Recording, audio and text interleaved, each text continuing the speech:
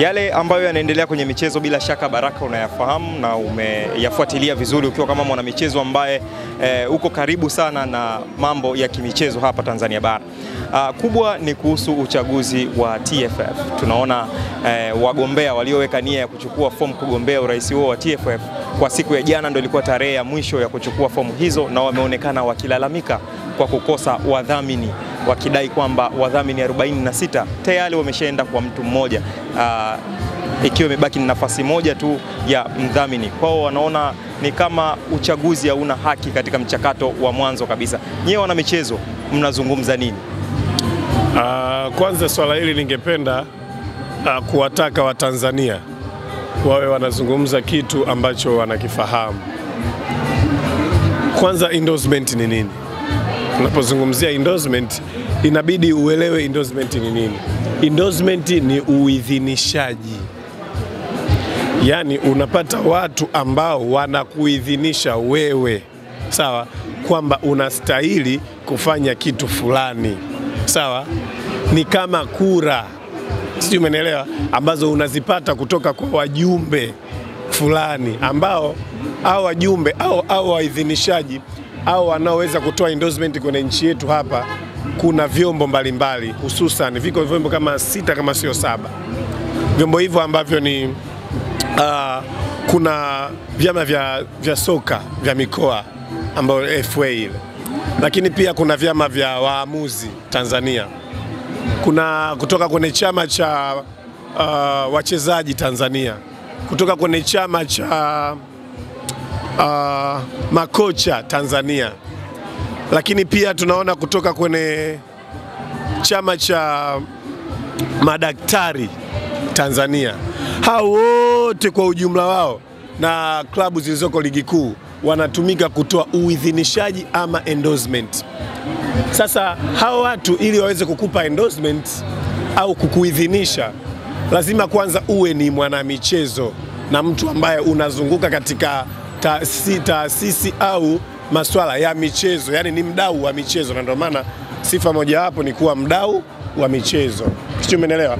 Kwa hiyo hii swala maana yake mdau wote wa michezo ana haki na ana kila sababu ya kupata hizo endorsement, ambazo huo utaratibu kwanza sisi tunaweza tukajiuliza ni nani aliuanzisha huo utaratibu wa endorsement. Kwa sababu kama vyama vya marefa, vyama vya makocha, vyama vya wachezaji, vyama vya soka katika ngazi ya mikoa FA, vyama vya madaktari, vyote hivyo vinafanya kazi chini ya kiongozi husika wa TFF. Leo hii hivyo ndio vikawe vinavyotoa endorsement. Kwa tunaona kabisa kwamba tayari ni mfumo ambao umeanzishwa hauna usahihi. Lakini pia chama au mtu au taasisi ambayo inatoa hizo endorsement, kwa nini wawe na mipaka, wawe na limitation ya kutoa endorsement? Yaani kwamba unatoa kwa mtu mmoja tu. Kwa nini na nani aliweka hiyo utaratibu? Maana yake kama ziko endorsement 20 au ziko endorsement, tunazo endorsement zaidi ya 47 kama 46 sijui. Kwa maana yake wewe ukiandaa watu wako kwa utaratibu unaofahamu wewe, ukachukua endorsement 40, tayari wewe umechukua kiti cha TFF. Lakini light ingekuwa wanayo haki ya kuwapa endorsement mtu zaidi ya mmoja, tusingelishuhudia hilo. Lakini je, ugawaji wa endorsement au utoaji wa endorsement ni moja ya mchakato wa uchaguzi wa TFF. Na mchakato huo unafanywa ndani ya siku hizo 5, kuanzia siku ya kuchukua fomu na mpaka kurudisha fomu, ambazo ni siku 5 za wiki. Lakini tunashuhudia hizo endorsement, au tunauliza, je, zilitolewa ndani ya hizo siku 5?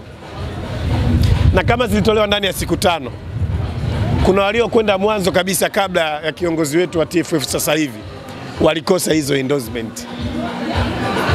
Alafu aliyekuja wa mwisho ndugu yetu rais wetu wa TFF ameenda jana, nadhani amepata endorsement ya 41 46 nasikia ni 41 kati ya 47, maana zimebaki 5, na hizo 5 zikachukuliwa na mwingine mmoja ambaye ni Mshindo Msolwa.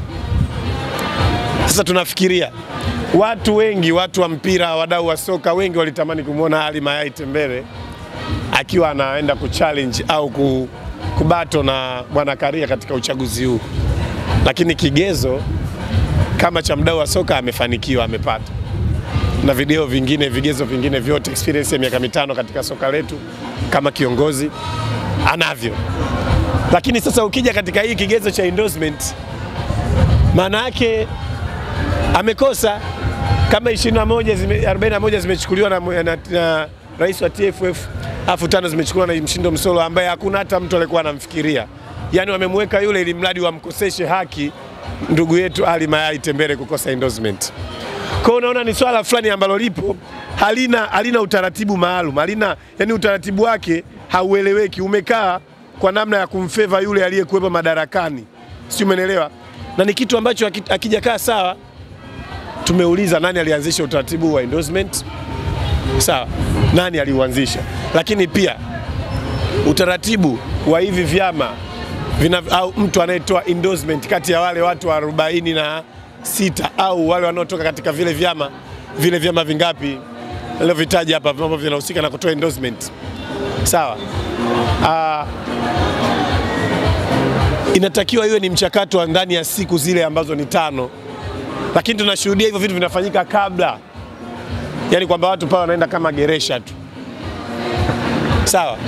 Sasa lazima Watanzania wana mambo mengi ya kujiuliza. Unajua watu sasa hivi wanaofahamu mpira.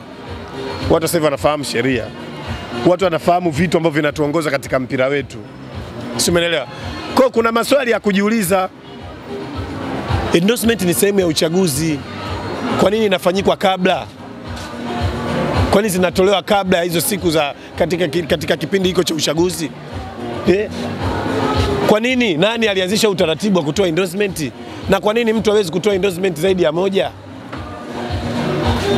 Na kwa nini mnakubali kupokea hela za fomu endapo endorsement zilishaisha na mnajua kabisa zilishaenda kwa watu fulani? Huo ni wizi, huo ni ubatili, hayo ni matumizi mabaya ya madaraka. Kwa kwenye swala hilo watu wana haki ya kila sababu za kuhoji. Ndio maana kuna watu wasomi wanazijua sheria wanajaribu kuhoji. Na wale watu ambao wako kwenye TFF, rasilimali zile za TFF, wanachama wa TFF walitumika kukusanya hizo endorsement au ni nani alikusanya hizo endorsement? Maswali hapo mengi sana. Kwa unaona ni mfumo uliowekwa kwa sababu ya mtu kuendelea kujiwekea mizizi. Uchaguzi umetangazwa utaenda kufanyika tena Tanga. Ni mara ya pili mfululizo unafanyika Tanga. Kwa sababu mwenyekiti wetu au rais wetu wa TFF anatokea Tanga. Hivyo nadhani watu wanaona haki na usawa hapo. Tuwe ni wa kweli. Inabidi ifike muda tuwe wa kweli. Sawa, utaki kukurupuka. Katika kuja tu unakuja unaomba endorsement sijui ni whatever, kwa sababu ni vitu ambavyo unabidi ujiandae, ni vitu vinavyohitaji maandalizi. Lakini tumeshuhudia watu ambao wameenda kuchukua fomu wote ni watu wa mpira ambao wapo katika cycle hiyo ya mpira, kwamba wana watu na wanafahamika. Kwa hiyo ukisema amekurupuka sio kweli.